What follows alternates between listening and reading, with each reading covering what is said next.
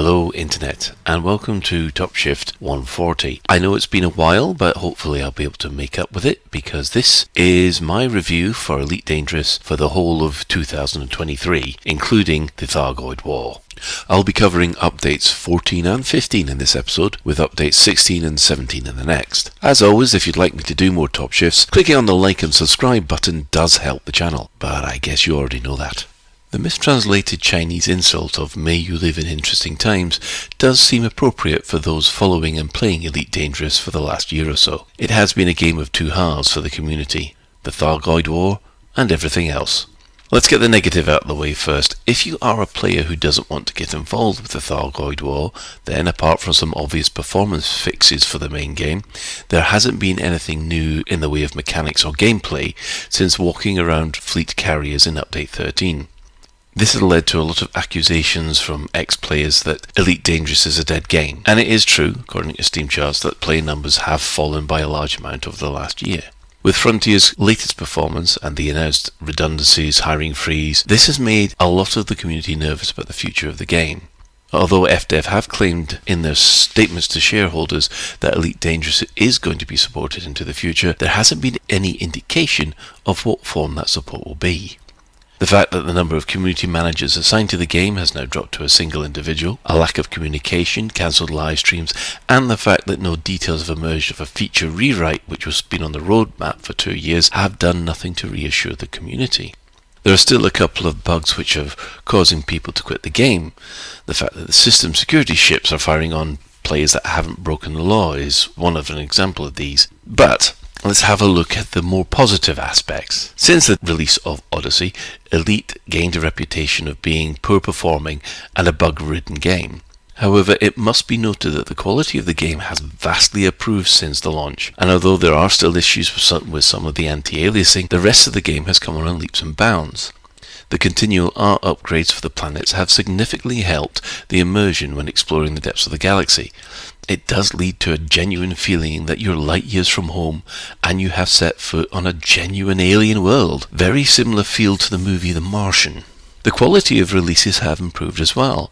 In the past there have been game-destroying bugs which came with every release. However, it must be said that there hasn't been any significant issues, and when you filter by the latest Steam reviews, you do find a majority of your reviewers who are enjoying the game and don't understand why Odyssey is so badly regarded. In addition, it must be noted that a dead game doesn't get 4 updates in the last 13 months. So let us look in more depth at the Thargoid War. It's had 4 updates since November 2022. It started with update 14, where just after the Salvation incident at the end of August, 8 mysterious phenomenons, which the community nicknamed Thargoids, started to head to the human bubble.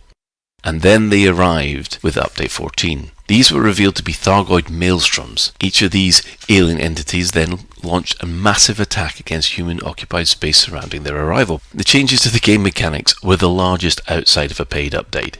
It introduced a new map mode on the galaxy map to help players track the progress of the war.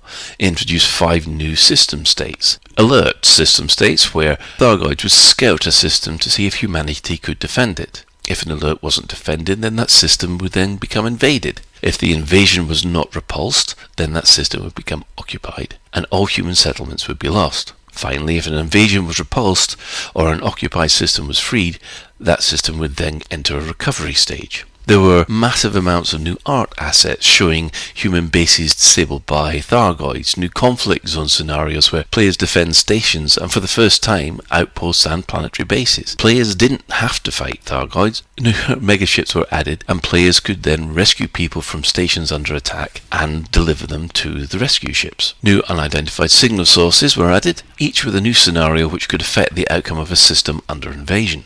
The maelstroms themselves were protected by a caustic field which was impossible for human ships to penetrate. There was ways to extend your range into the cloud by eventually unlocking the use of a caustic sink launcher. However, you had to farm materials from mines within the cloud in order to unlock this. If players did manage to get close to the centre of the fields, a massive energy pulse would throw them out of the cloud at 100 meters per second. We weren't going to get in there without help. A new Thargoid vessel was introduced, the Orthrus. Well, it was reintroduced, to be honest. It was originally seen around Palin's old base, but then disappeared from the game. It has been reintroduced as an alien vessel used to scout out systems when they are in an alert state. Players could defend the alert by destroying these vessels. Overall, it was an impressive update and did lead to an uptake in players over the Christmas period of 2022. The only caveat I personally had with this was the author's content. In order to stop an alert from progressing, these ships had to be destroyed. However, the number of USS where this exact scenario was rare, leading to a lot of frustration, and players found there was no way to stop an alert from progressing to an invasion. In addition, players had to have a specific build to stop these ships. Now, whether this was all by design, in order to allow rapid expansion of the alien invasion, or it was a bug, Frontier have never said. Update 15 we had to wait 6 months for, and it arrived in May. But again, it was a large one. A new Odyssey mission was introduced to infiltrate settlements into the Thargoid-occupied systems, and with that there was new Thargoid vehicles called Revenants. These missions are still fun to do. The only problem is finding where these missions are available. The Thargoids gained a new ship, the first Hunter-class Thargoid ship called the Glaive, a medium-sized vessel which can outrun 99% of human ships and uses abilities to disable jump drives and guardian weapons. This was added to give the Thargoids more of a challenge against the more advanced players. However, it has caused problems for the more casual player.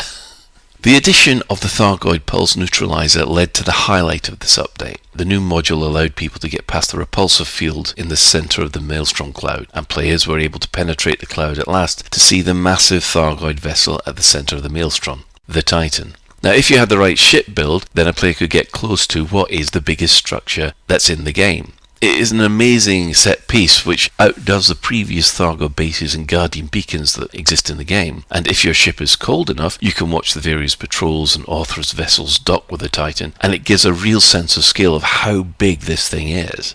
There are various materials that you can extract from the Titan if you're careful, but if you are detected, then the big ship defends itself with an impressive amount of firepower. The community had worked out a way to stop the Thargoid from invading. The clue wasn't to destroy the Authoress. It turned out that if you used the sample limpet against one of those ships, it would contribute more to defending the system than destroying one, and that seemed to stop the Thargoid advance in its track. At this point, the Thargoids had over 1,000 systems under their control. However, the main issue with this release was the Glaive. In order to access certain types of the content, you need a certain ship build. So, for instance, in order to get into the Titan, you need to have a very stealthy ship build that runs cold. However, if you're in one of these, you're interdicted by glaives. It's impossible to get away most of the time. You might as well self-destruct and try again. And it does feel like your time's wasted due to just a random interdiction. There are tricks you can use to avoid them, like silent running, which when executed right and you have a little luck, glaives can be evaded. However, it can take a while to learn, and it will require patience and several rebuys to learn how to do properly. Overall, the whole implementation of the Thargoid War has been well planned out and executed. There are those who criticise the Thargoid War for just being recycled content, but they've obviously not been involved in a rescue mission from a planetary base while that's under attack by Thargoids. And the recycled content accusation cannot be levelled at Update 15 when entering the Maelstrom. So despite the lack of signposting and gatekeeping for some of the content, and the glaive being so overpowered, I would still rate the first two updates of Elite's Thargoid War a solid 8 out of 10. I'll be reviewing updates 16 and 17 in the next episode. Good night.